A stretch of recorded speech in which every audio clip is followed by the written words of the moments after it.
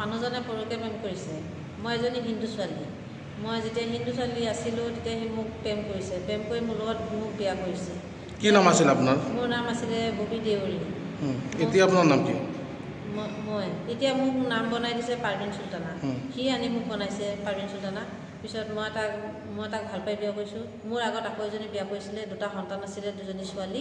মই 2জনী ছোৱালীৰ পিছত মই অহাৰ পিছত সিহঁতৰ ডাঙৰ দীঘল কৰিছোঁ। পিছত এতিয়া মোক ভাল পাই আনিছে। মোৰ 16 বছৰ হৈ গৈছে আজি বিয়া হোৱা। 16 বছৰৰ পিছত এতিয়া মানুহজনে আৰু এজনী লোকৰ গিৰিয়েক আছে, ঘৈণীয়েক ল'ৰা ছোৱালী 3টা ল'ৰা ছোৱালী হোৱা এজনী মাইকী লগত সি আকৌ কৰিছে, প্ৰেম কৰিছে। প্ৰেম কৰি এতিয়া কালি ৰাতি 1:30 বজাত ধৰা পৰিছে। পিছত ধৰা পৰাৰ পিছত মোক মাতিছে সিহঁতৰ ঘৰত মাতাৰ পিছত মই গৈছোঁ। মোক যোৱাৰ লগে লগে তাৰ ভনীয়েকে চুলিত ধৰি মোক টানি ঘৰত লৈ গৈছে। নিয়াৰ পিছত মোক সিহঁতে চবে মাৰিছে। পিছত মোৰ জাল এজনী গৈছিলে, তাকো মাৰিছে। মাৰাৰ পিছত ওচৰ চুবুৰীয়া শুনি মোক সিহঁতৰ পৰা আঁতৰাই নি পিছত মোক ঘৰত পঠিয়াই দিছে। এতিয়া আপুনি কি বিচাৰে? মই বিচাৰোঁ এতিয়া মোক ন্যায় লাগে, কাৰণ মোৰ 4টা সন্তান আছে। 4টা সন্তানৰ ভিতৰত মোৰ এজনী ছোৱালী মই বিয়া দিছোঁ আৰু এটা মোৰ নাতিনো আছে। মোৰ বহুত কষ্ট, মই কষ্ট কৰি সিহঁতক ডাঙৰ দীঘল কৰিছোঁ।